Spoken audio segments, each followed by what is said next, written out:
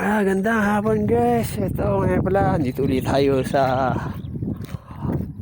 sementeryo, no. Didilig tayo ngayon. Galing tayo sa kumuha tayo ng tubig. So, samahan nyo ako, tayo ay magdidilig.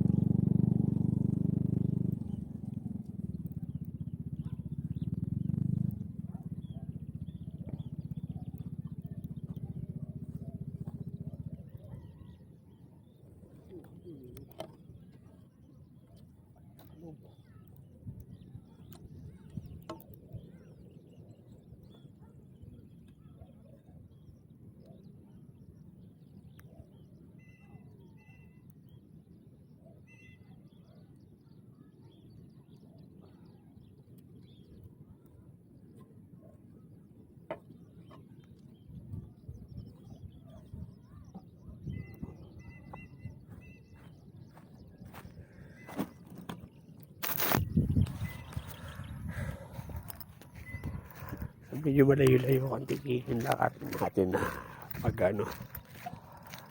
i-give ng tubig. Dati kasi dito sa may tapat namin halos may yung bukas na na linya ng tubig kaso pinatay nila muna. Hindi nila pinagana kasi pagka yung mga bata rito na dala o yung naglalaro dito, pati yung gripo pinaglalaroan. So para di access sa tubig pinakay muna nila. Buti konti lang yung nagamit ng gripo. So guys, dito na lang muna. Maraming salamat sa panonood. Thank you for watching. God bless.